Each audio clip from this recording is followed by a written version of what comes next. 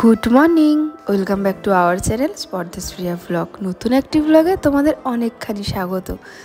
দেখতে দেখতে তোমাদের সঙ্গে কতগুলো বছর আমি কাটিয়ে ফেললাম। দেখো, মানে যেমন সংসার করছি তোমাদের দাদাভাইয়ের সঙ্গে, সেরকম ওয়ান টাইপ অফ তোমাদের সঙ্গেও এক প্রকার আমাদের সংসারই বলতে পারো। সারাদিন কি করলাম না করলাম সব তোমাদের সঙ্গে শেয়ার করছি। তোমরা দেখছো, কমেন্ট করছো, ভালো কিছু হলে ভালো বলছো, যখন যেটা মনে হচ্ছে যেটা ঠিক আমার জন্য সেটা বলছো। তো সত্যি দেখতে দেখতে কতগুলো বছর হয়ে গেল, তোমরাও আমার সঙ্গে সমানভাবে আছো। তো তার জন্য অনেক ভালোবাসা, অনেক অনেক অনেক ভালোবাসা। তো চলো, আজকে সকাল থেকে দিনটা শুরু করছি। সকালে উঠেই দেখো আমাকে মাছ ভাত করতে হচ্ছে। মাছটা সকালবেলা মা কেটে রেখে, সকাল বলছি কালকে রাত্রিবেলা মা কেটে রেখে দিয়েছিল। তো সেই মাছগুলোকে এখন আমি নুন হলুদ মাখিয়ে নিচ্ছি, দিয়ে ভাজা করব। অ্যাকচুয়ালি কী রান্না করবো বুঝে উঠতে পারি না, মানে কী রান্না করব না করব ওটা আমারই ডিসিশান হয়।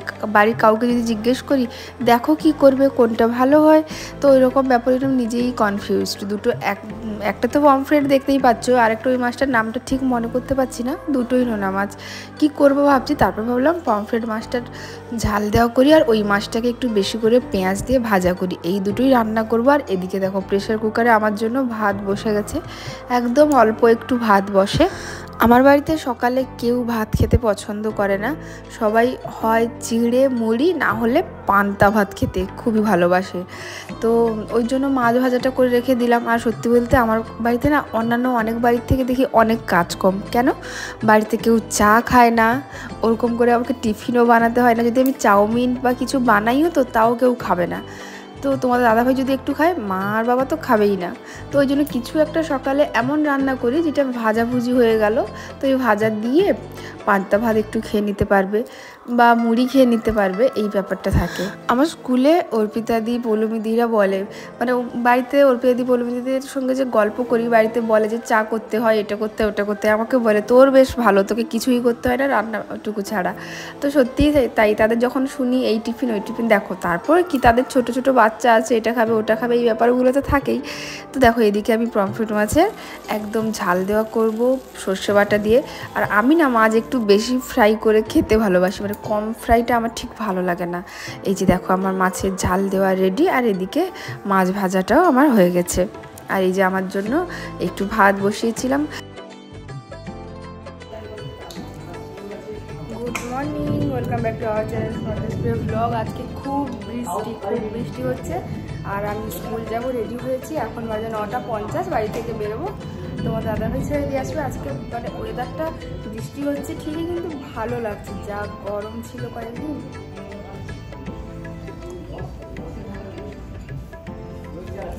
একটু তাড়াতাড়ি।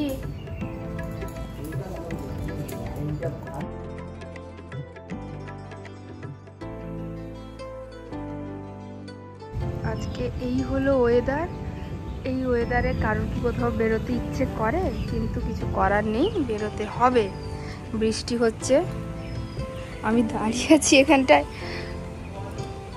কি সুন্দর ফুল গাছের ডালাটা ভেঙে গেছে গো,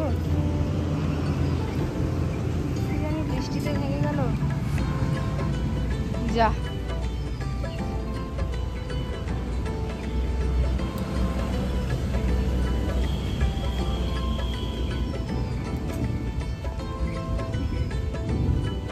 আজকে যদি রেনি ডে হয়ে যায় ভীষণই ভালো।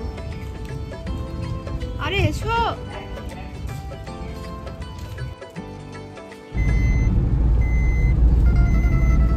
এই কাজটা যেন আমাকে বলতে না হয়, প্রত্যেকদিন টাইম টু টাইম আমাকে ছেড়ে দিয়ে আসবে, ঠিক আছে রামু ভাইয়া? পার ডে 300 টাকা, পার ডে 300 টাকা, আপ ডাউন 600 টাকা। আপ ডাউন 600 টাকা। আমার যেতে এখান থেকে 20 টাকা, আমার 20-30 যাও, তুমি যেতে যাও 30, আবার আসতে মানে 60 টাকায় আমার হয়ে যায় স্কুল যেতে আসতে। তোমাকে আমি পার ডে 600 টাকা দেবো, দরকার নেই, আমি অটোতে করেই যাবো। বস কে? তুমি আমার বস। থ্যাংক ইউ, ভালো লাগলো আপনার এই কথাটা শুনে, ভালো লাগলো।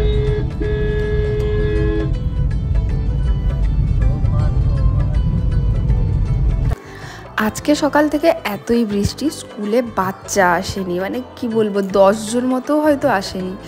এইরকম বাচ্চা তো কি পড়ানো হবে কি হবে, প্রচুর বৃষ্টি হচ্ছে। ভাবলাম রেনি ডে হয়ে যাবে, আর সত্যি রেনি ডে হয়েছে ঠিকই, কিন্তু কখন হয়েছে জানো, 3টের দিকে রেনি ডে হয়েছে। কি আর করব, আমরা বসছিলাম, আমাদের অফিসিয়াল কিছু কাজকর্ম ছিল, ওটা কমপ্লিট করলাম। তারপরে দেখো, যেহেতু আজকে একটু তাড়াতাড়ি ছুটি হয়েছে, অর্পিতাদি পৌলমীদি বলে চল তো একটু যাই এখানে উপাসনাতে শাড়ি দেখে আসি। আর অ্যাকচুয়ালি উপাসনার শাড়ির কালেকশন ভীষণ ভীষণ ভালো। তো আমরা 3জন মিলে চলে গেলাম। মেন অর্পিতাদি নেওয়ারই কথা ছিল, আর আমরা গেছি সঙ্গে, যদি আমাদের ভালো লাগে তো এরকম সিল্ক টিল্ক কিছু দেখবো। তো সবার প্রথমে গিয়ে ওখানে পিওর সিল্ক দেখলাম, আর সত্যি উপাসনাতে পিওর সিল্কের কালেকশান থেকে শুরু করে প্রত্যেকটা মানে সিল্কের কালেকশানটা আমার বরাবর ভীষণই ভালো লাগে। ওখান থেকে তো এর আগে আমি কয়েকটা 2-3টে শাড়িও নিয়েছি, তোমাদের সঙ্গে শেয়ার করেছিলাম। তো দেখো এই পিওর সিল্কগুলো কেমন লাগছে বলো, সত্যি প্রত্যেকটা ভীষণ সুন্দর। আর এই সময় ছাড় চলছে আপ টু 20%, বাট এই শাড়িগুলোর উপরে প্রত্যেকটা 10% করে ছাড়। আর এগুলোর কোনটার দাম 3800, এগুলো তো একটু দামি হয় পিওর সিল্ক, 4000 5000 এরকম করেই দাম ছিল। তো প্রত্যেকটা শাড়ি দেখছিলাম, আর আমি এই মুহূর্তে নেব না বলে ভেবে প্রত্যেকটা শাড়ি দেখে এত ইচ্ছে করছিল, তারপর নিজেকে অনেক কষ্টে কন্ট্রোল করেছি। তো শাড়িগুলো কেমন লাগছে তোমরা জানিও। এই যে এখন যে শাড়িটা বের করছে এটা কিন্তু তসর, এই তসর শাড়িটা বেশ ভালো লাগছিল, মানে পুরো কাজটা ভেতরটা খুবই ভালো লাগছিল। এটার দাম 5000 এরকমই ছিল। ভেতরটা দেখো, অ্যাকচুয়ালি পুজো আসছে, তো এমনি ভেবেছি তাঁতমেলায় যা শাড়ি কিনেছি আর নেবো না, কিন্তু দোকানে গিয়ে মনটা একটু এদিক ওদিক হয়ে যাচ্ছিলো।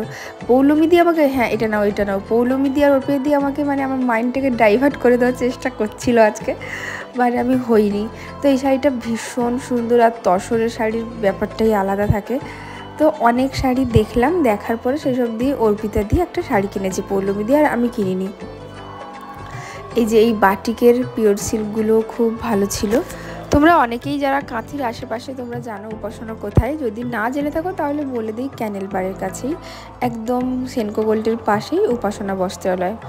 আর ওখানে যে বোনেরা দিদিরা আছে না, সবার বিহেভিয়ার এত ভালো, মানে যত শাড়ি দেখি না কেন ওই ব্যাপারটা থাকে না, বিরক্তির ছাপ কোনো কিছুই নেই, মানে খুবই ভালো। যদি শেষে আমরা নাও নিয়ে থাকি না, তাতেও ওই ব্যাপারটা কোনো দিন থাকে না। এই যে এখন যে পিওর সিল্কটা বের করা হচ্ছে দেখো, এই গ্রিন কালারের, এটা আমাদের এত ভালো লেগেছে, এটা ডুয়েল টোনের।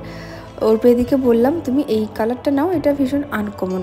আর শেষের শাড়িটা যেটা দেখলে, যে বর্তমানে যেটা দেখছি ওটা খুব পছন্দের হয়েছে, ওটা দেখলাম খুবই ভালো লেগেছে। দেখি ওটা পুজোর সময়ের জন্য ভেবেছি, তখন যদি নেই। যাই হোক, এখন আমরা বাড়ি এসছি। আজকে এত বৃষ্টি হয়েছিল, রেনি ডে হয়ে গেছে। বেরোনোর সময় বলছিলাম যাতে রেনি ডে হয়ে যায়, তো সত্যিকারের রেনি ডে হয়ে গেছে। তো যাই হোক, এখন স্কুলের পরে সোজা এসছি। রেনি ডে যদিও হয়েছে কখন জানো, 2:40-এ ছুটি হয়েছে, 1:30-তেও নয়। হ্যাঁ, তো এখানে এসছি দুষ্টমের বাড়িতে। হ্যাঁ না না যা আছে, তো দুষ্টমের বাড়িতে এসছি। এখানে দেখো অ্যানি কি করছে দেখি। হ্যাঁ দেখাও, ও মোটামুটি মানে সময় নষ্ট যা হোক একটা কিছু করে দেখি।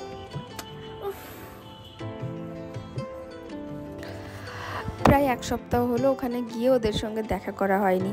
গিয়ে হানি, অ্যানি, সোনাই, দুষ্টুমাম সবার সঙ্গে দেখা করে বাড়ি এসেছি।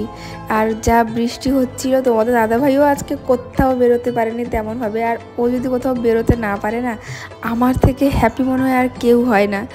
আমি জানি না তোমাদের যারা বিবাহিত এরকম হয় নাকি। ও যদি কোথাও না বেরিয়ে আমার মোটামুটি চোখের সামনে থাকলেই আমার শান্তি। সে আমার সঙ্গে কথা হোক, আমার সঙ্গে বসে গল্প হোক না, ও যদি ওর কাজে ল্যাপটপ নিয়ে সারাদিন বসেও থাকে, তাতেও আমার শান্তি, যেন কোথাও না বেরোয়। ঘর থেকে বেরিয়ে গেলে আমি মোটামুটি গুতিয়ে ফোন করতে লাগি, কোথায়, কি করছো, কখন আসবে। আমাকে মাঝে মাঝে বলে তুমি কি গো, তুমি মানে আমি ভাবি আমি বাড়ি থেকে বেরিয়ে গেলে আমাকে কতবার যে ফোন করো, অথচ এই মানুষটা মানে আমি নিজে বিয়ের আগে ভাবতাম লং ডিস্টেন্স রিলেশনশিপ ভীষণ ভালো, মাঝে মাঝে হাজব্যান্ড আসবে তখন ভালো, সবসময় কি একটা মানুষের সঙ্গে সবসময় কি থাকবো এ করবো, কিন্তু এখন মনে হয় যে যাদের লং ডিস্টেন্স রিলেশনশিপ তাদের মতো কষ্ট মনে হয় আর মানে কোনো কিছুতেই হয় না। আর একটা কী বলতো, আমি তো সারাদিন বাড়িতে থাকছি না, তো যতটুকু সময় সন্ধেবেলাটা বাড়িতে থাকি ততটুকু সময় মনে হয় যেন ও একটু বাড়িতে থাকুক, বাট হবে না, যা চাইবো তা কি হয়। কিন্তু আজকে যেহেতু বৃষ্টি হচ্ছে ও বেরোতে পারেনি, ওই জন্য আমার বেশ মজা হয়েছিল। আর আমাদের এখন বিয়ের পরে তো আমরা একসঙ্গেই থাকি, ওরকম কোনো লং ডিস্টেন্সের ব্যাপার নেই। তাছাড়া আরও একটা ব্যাপার কী বলো তো, বিয়ের আগে যে আমাদের প্রেমকালীনটাও, তখনও তো প্রত্যেক দিন কলেজে দেখা হতো, দুজনেরই এখান থেকে এইটুকু ডিস্টেন্সের বাড়ি, প্রত্যেক দিন আমরা ওরকম তো ঘুরতে বেরোনো ওরকম হতো না। যাই হোক, ফ্ল্যাটে বসে থাকতাম, নিচ দিয়ে একবার গাড়ি চালিয়ে হলেও চলে যেত, দেখতাম, মানে এইরকম ব্যাপারটা প্রত্যেক দিন মোটামুটি দেখা হতো। আর বৃষ্টির ওয়েদার, তার উপরে শুক্রবার, তো ওই জন্য আর কোনো চাপ নেই। বাড়িতে এই যে রাতে চিকেন স্টুই বলতে পারো, পাতলা পাতলা একটা ঝোল হয়েছিল। আরেকজন বসে আছে, দেখো এত হাসি পাচ্ছিল দেখে আজকে যে হাই রে কি অবস্থা। তো দুজন বসে অনেক গল্প করছি, আর কি দেখছি জানো, বাড়িতে বসে বিয়ে বাড়ি দেখছি, আম্বানির বাড়ির বিয়ে বাড়ি দেখছি দুজন। কখন কি হলো, রাধিকা মার্চেন্ট কি ড্রেস পরলো, এইসব দুজন মিলে দেখছি।